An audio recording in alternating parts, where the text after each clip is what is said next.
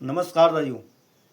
राजू, मैं ये कह रहा हूँ कि जो सुशील कुमार भटगाई जो डीएम साहब थे, तो उन्होंने हमें 3 दिन का टाइम दिया था कि आपको मकान भी मिलेगा और ज़मीन का भी जो समाधान है वो भी होगा। तो राजू, हमें कुछ नहीं मिला। तो मुझे अधिकारी लोगों ने इतना परेशान करा, सबसे ज़्यादा परेशान किया मुझे हमारे काबली गेर में जो नायब तहसीलदार मैडम थी, वो आज बागेश्वर में तहसीलदार मैडम बन चुकी है। तो उन्होंने ज़्यादा परेशान किया। तो न पटवारी ने परेशान किया और तहसीलदार मैडम ने परेशान किया, एसडीएम मैडम ने परेशान कर रखा है। एसडीएम मैडम ने हमने डीएम साहब को अपने एप्लीकेशन दी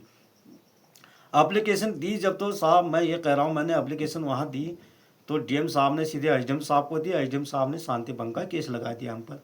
हमने किसी को परेशान भी नहीं कर रखा है।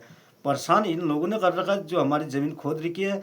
हमें उस ज़मीन का जो हमारा 25 साल के कब्जे में जो उसने कब्जा कर रखा है 25 साल के लिए। दाजू 2021 में खड़िया लगाई थी रास्ते के लिए। इसने ज़मीन मांगी, रास्ते के लिए इसने जो ज़मीन कहा, तो इसने पहले इसने बिगर जानबूझ के ज़मीन गिरा दी। उसके बाद गिराने के बाद हमने कागजी कार्रवाई की। कागजी कार्रवाई करने के बाद जब डीएम साहब के वहाँ एसडीएम साहब ने, वो एसडीएम साहब कोई और थे, वो तो चले गए, उनका ट्रांसफ़र बहुत पहले हो गया था। तो मैं सभी बहनों और सभी माता से कह रहा हूँ कि जब मैं इतना, मेरी वीडियो यहाँ से हमारे मुख्यमंत्री वहाँ तक जाना चाहिए, प्रधानमंत्री तक जाना चाहिए, तो हमारे सुप्रीम कोर्ट तक मेरी ये वीडियो जाना चाहिए, जज साहब तक हमारी ये बात जाना चाहिए, जिससे कि हाई कोर्ट में भी जज साहब है जहाँ उन तक हमारी वीडियो पहुँचने चाहिए। तो विधि प्राधिकरण नैनीताल हाई कोर्ट में जो मैंने अपनी वीडियो ने जो अपने मैंने अपनी एप्लीकेशन दी थी, ये वीडियो ने वहाँ तक जाना चाहिए। राजू, मैं इतना परेशान कर रखा है, गरीब आदमी हूँ। और ये मकान जो है मेरा, आप मकान ये कंडीशन देख रहे हैं, ये मेरा मकान नहीं है। मेरा मकान आपदा में टूट चुका है। ये मेरा छोटा भाई का मकान में रह रहे हैं हम अभी। भाई जो था मेरा 29 साल का भाई था, वो भी गुजर गया था। इस चक्कर में जो मेरी शादी हुई थी 2001 में हो गई थी। तो मैं 2001 में मेरी शादी हुई थी जब, तो राजू मैं ये कह रहा हूँ कि मेरी परिवार 2005 में अलग हो चुकी थी। मेरा राशन कार्ड अलग है, मेरा बीपीएल का कार्ड अलग है, और ये भाग्य रजिस्टर नकल अलग है। और जो हमारे परिवार ये बीपीएल क्रमांक जो कहते हैं वो भी है मेरे पास। तो मुझे जो ज़मीन का नक्शा मेरे पास है, तो मैं इसलिए कह रहा हूँ दाजू, खतौनी पटवारी ने भी वो पटवारी से भी मैंने नक्शा लिया कि ज़मीन का भी नक्शा लिया। जो पटवारी ने मुझे जो ज़मीन दे दी दाजू, मेरे पिताजी के नाम से कुल 3 नाली ज़मीन आ रही है। तो सुशील कुमार पटवारी जो है अभी कानून बन गया। इसने जो हमें जो है 10 नाली 7 मुट्ठी ज़मीन दे दी। मैं इसे ये कह रहा हूँ कि मैं शासन डीएम साहब से कह रहा हूँ, अगर आपके पास न्याय होता है तो आप इस बात को संज्ञान में ले कि पटवारी ने 10 नाली ज़मीन दी कहाँ से। तो साहब इस तरह से फर्जी काम करता है ये पटवारी कानून। और दूसरा जो है हमारा साहब, मैं ये कह रहा हूँ कि हमें शांति भंग का केस लगा रखा है। 1 महीने के 2 तारीख है। साहब मैं परेशान हो जाता हूँ, हर तारीख में मुझे प्रेजेंट होता हूँ जिसके साथ मेरी तारीख है, तो न वो तारीख में आ रहा है वो ठेकेदार, न ही वो एसडीएम साहब बैठ रहे हैं। तो मैं कहता हूँ इन ठेकेदार और एसडीएम साहब का जो है साठ गांठ एक है। जो साठ और गांठ अगर मिल जाते हैं तो कभी समाधान नहीं होता है गरीब लोगों का, क्योंकि उसने पैसे खा रखे हैं उससे, वो उसके तहसीलदार भी ने पैसे खा रखे हैं, पटवारी ने पैसे खा रखे हैं, डीएम साहब तक पैसे खा रखे हैं। मैं कह रहा हूँ कि डीएम साहब आपने भी पैसे खाए थे, इसीलिए आपने ये संज्ञान में नहीं लिया। तो आप ये खाली हमें इतना परेशान किया, जिसमें बागेश्वर हमारे ये जिला अधिकारी की ऑफिस में जब हम गए तो हमें जो हमारे ईडीओ साहब है, ईडीओ साहब ने ये कहा था कि ईडीओ साहब ने कि डीएम साहब के पास जाओगे आपका बातों को संज्ञान में नहीं लेंगे। साहब हमारी बात क्यों संज्ञान में लेंगे, वो तो आपकी बात संज्ञान में लेंगे, लेकिन आप लोगों की साठ गांठ एक है। तो इसीलिए मैं कह रहा हूँ कि ये वीडियो मेरी प्रधानमंत्री तक, भाई लोगों में हाथ जोड़ के मेरा निवेदन है, मैं सारी बहनों माता भाई लोग से कह रहा हूँ कि मेरी वीडियो जहाँ तक हो ये जज साहब तक जाना चाहिए, हाई कोर्ट, सुप्रीम कोर्ट, प्रधानमंत्री तक, जिससे हमारा ये मुख्यमंत्री धामी जी जो है उत्तराखंड के, उन तक ये वीडियो जानी चाहिए कि हमारे कुमाऊं कमिश्नर साहब जो है नैनीताल हाई कोर्ट में, तो उन तक ये वीडियो जानी चाहिए कि बागेश्वर में कितना आतंक है। यहाँ उत्तराखंड के अंदर हर अधिकारी के ऊपर आतंक ही है। ये घूसखोरी खाते हैं, पैसे खाते हैं। तो सब ये पैसे खाते हैं, पैसे खाने के बाद तो उसी आदमी का पैसा खाएंगे जो बड़ा आदमी होता है, करोड़ों का आदमी। नहीं तो गरीब आदमी मारा ही मारा जाएगा। मैं कह रहा हूँ साहब, मैं पीछे नहीं हटूंगा। अगर मेरी ज़मीन मेरी बाप की ज़मीन है, नाप ज़मीन है, तो मुझे इस झोंकने भी नहीं दूंगा इसमें ज़मीन माप। ये सोचेगा मैं खड़िया, मैं शांति भंग का केस लगा रहा, मैं मशीन लेगी, मैं इसको झोंकने नहीं दूंगा। पहले हम शासन से लड़ाई करेंगे। अगर शासन प्रशासन हमकर हमारा साथ नहीं देंगे तब मैं अपने तरीके से काम करूँगा। फिर हम अपने तरीके से भी काम करना जानते हैं। ऐसा नहीं पीछे हटने वाला, ये बंदा पीछे हटने वाला नहीं है। जिसने 6 साल लगा के कांग्रेस कार्रवाई में, तो हम अपनी बेस जो हमारा मामला है उस मामले में हम जब लड़ाई कर रहे हैं, तो हमारी ज़मीन हमारी है, वो मेरी बाप की ज़मीन नाप ज़मीन है। जब राज्य सरकार की ज़मीन जब इन लोगों ने खोदी थी, तो इसमें कितना बेनिफिट पैसा कमा रहा है। सबसे ज़्यादा तहसीलदार मैडम ने, आईजीएम साहब ने, ये हमारे एडीओ साहब है जो वहाँ, और जो सीडीओ साहब है जो जिनका ट्रांसफ़र हो गया, ये ग्वालतम में चले गए हैं अभी, ये देवाल साइड को, इस साइड को। तो इन लोगों ने डीएम साहब था, ये 5-7 आदमी जो है मिल चुके, इन्होंने बहुत बेनिफिट कमा रखा है। मैं कह रहा हूँ साहब, जब आपका ट्रांसफ़र होता है तो आप टेबल को भी सिर में रख के ले जाया करो ना। पैसों की तो बोरा बिस्तरा तो तुम बिस्तरा तो ले जाते नहीं हो। सरकार ने गाड़ी फ्री दे रखी है आप लोगों को, और पैसा माता सरकार से कहाँ, जनता से ज़्यादा पैसा खा के चले जाते हैं ये लोग। इसीलिए मैं कहता हूँ साहब, हम मेरी वीडियो सब हमारे जो बागेश्वर में बिताए गए, पार्वती देवी, माता पार्वती देवी, तो इनकी जनता दरबार विकास भवन में लगा था, तो मैंने वहाँ भी अपनी बात रखी थी, तो उसमें से कोई सुनाई नहीं हुई साहब। क्योंकि हमारा जो भी कहता हूँ मैं, किसी इंसान जब कोई व्यक्ति लाभार्थी जब अगर अपनी आवाज़ उठाता है या अपना पक्ष रखता है आपके बीच में, तो अपनी कांगर रिपोर्ट हम देते हैं, उसका तो हमारा कोई सुनाई नहीं होती है, कोई सुनाई नहीं होती है हमारी। इसीलिए मैं कह रहा हूँ कि मैं शासन प्रशासन से कह रहा हूँ कि मुझे न्याय मिलना चाहिए। मुझे 6 महीने होने जा रहे हैं अभी, तो साहब मैंने आईजीएम साहब की शक्ल नहीं देखी, क्योंकि वहाँ इनका कोर्ट में जाते हैं, एक दस्तखत साइन करो आ जाओ घर को।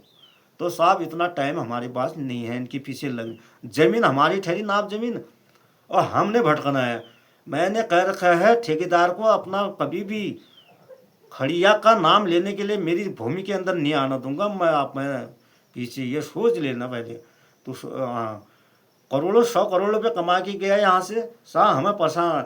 जब इन लोगों ने, ये थाने वालों ने चालान क्यों किया हमारा, जो हमारे काबली घेर में पुलिस वाले हैं, इन लोगों ने चालान कर दिया। वहाँ एक दरोगा साहब है, जिसमें से उन्होंने कहा कि 1 लाख रुपये दोगे तब हम आपका साथ देंगे, नहीं तो हम भी संज्ञान में नहीं लेंगे, तभी हम आपका सुरक्षा भी करेंगे। ऐसा साहब, मैंने कहा मेरे पास 1 लाख रुपये होते तो मैं आपके पास आता, मैं घर ही अपना बैठे रहता, मैं आराम से बैठ के खाता।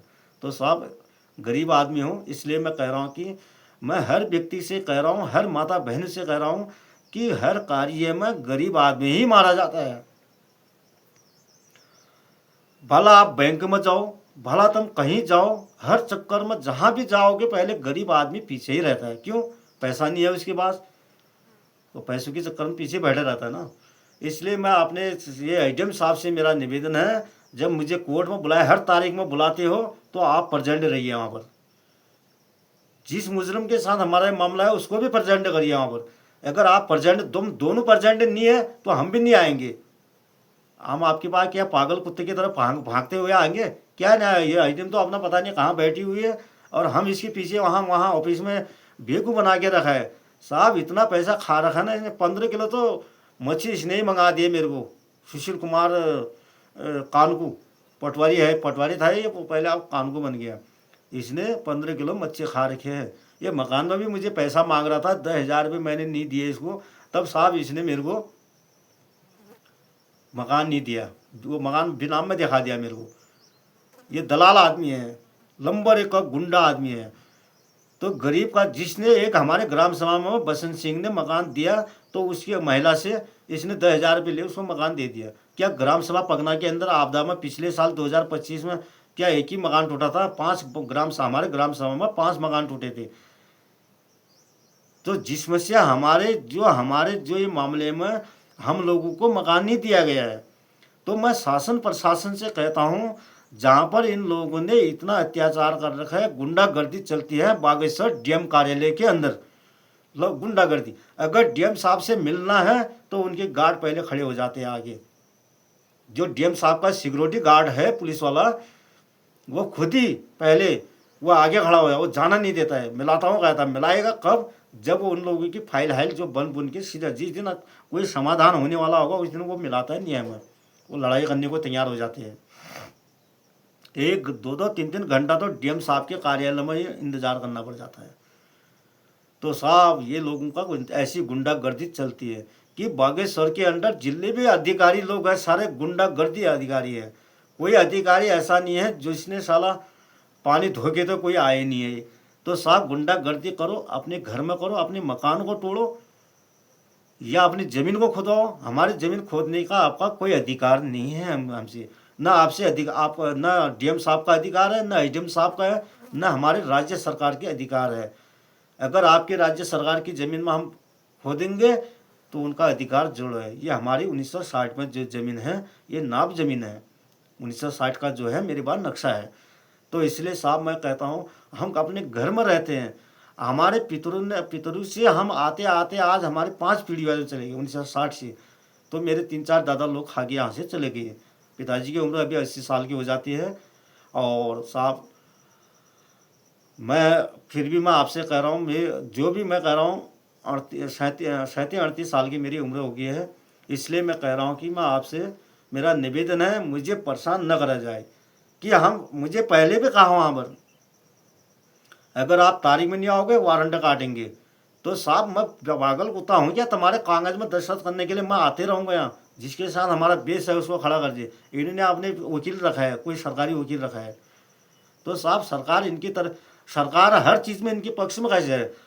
वकील तो अधिकारी लोगों को प्राइवेट वकील मिलना चाहिए, तब पैसा खर्चा होता है। तो क्या साहब सरकार तो अपनी तरफ से सरकारी वकील रख लेता है और हमको प्राइवेट वकील रखना पड़ जाता है।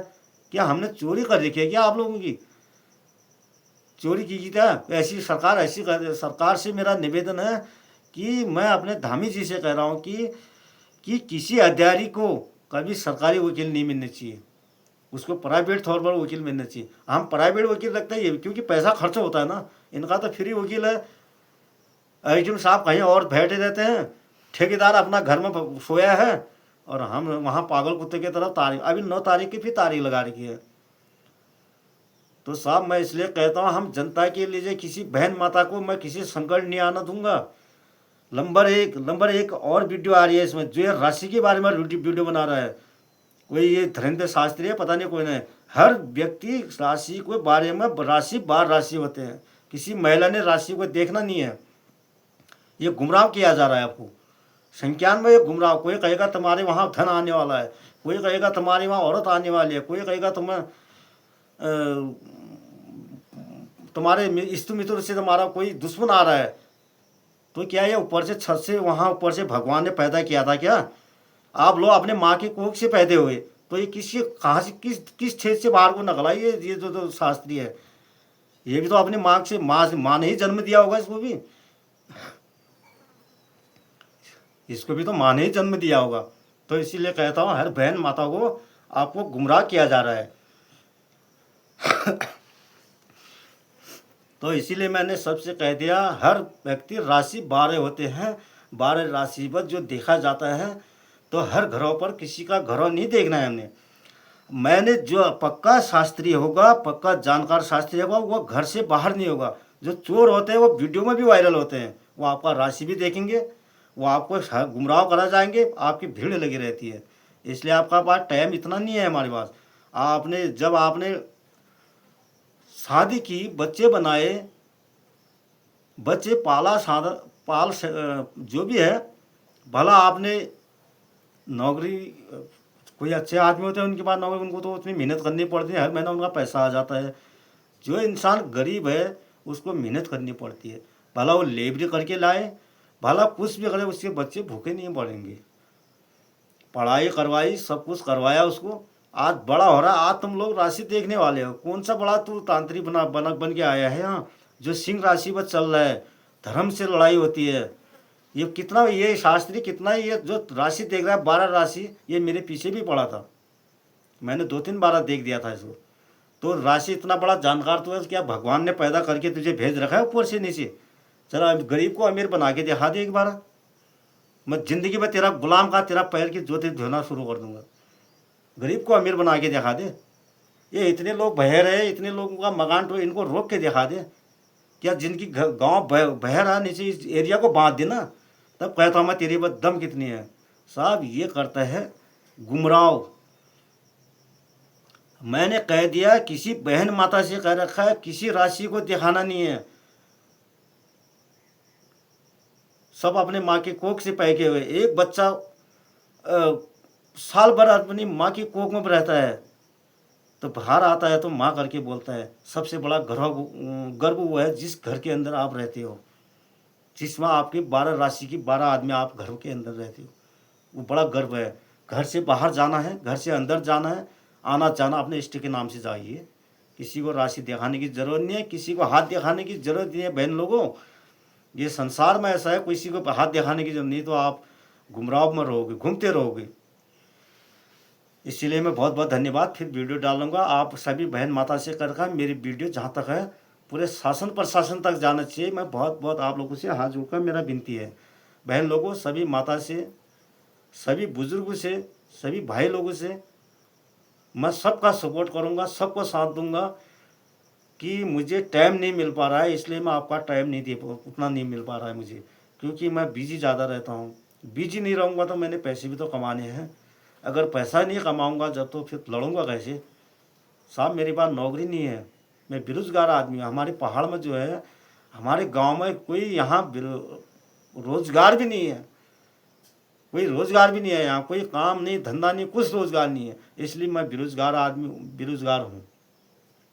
मुझे इतना परेशान कर रखा है, जिससे मैं तारीख में ज़्यादा, साहब हमने ना, मेरे माँ बाप ने देख रखा है कभी ये मामला, न कभी हमारे बुजुर्ग ने देखा है कोर्ट कचहरी में, न हमने, मुझे मजबूरी से जाना पड़ रहा है वहाँ पर। हम लोगों की ये पीढ़ी से कोर्ट कचहरी हमने देखा नहीं है, तो हमें देखना पड़ रहा है। देखने के बाद कि इस यहाँ न्याय होता है, यहाँ क्या होता है करके हम वहाँ जाते हैं, न्याय कहाँ मिलता है वहाँ, वहाँ तो और संकट में आता है आदमी। तो इसलिए हमने आमन अनशन में किए। तो आमन अनशन जब हमने किए, 2 जनों ने किए थे साहब। हमने, एक मैं था, एक मेरी घरवाली थी, हम दोनों ने वहाँ आमन अनशन किया। हमें तब वादा किया था डीएम साहब ने, आप यहाँ से उठो और आपको 3 दिन के अंदर आपका मकान मिले। तो अभी तो हमें कोई मकान नहीं मिला है, कोई कुछ नहीं होता है यहाँ। सभी से मेरा निवेदन है, धन्यवाद। फिर वीडियो बनाऊँगा।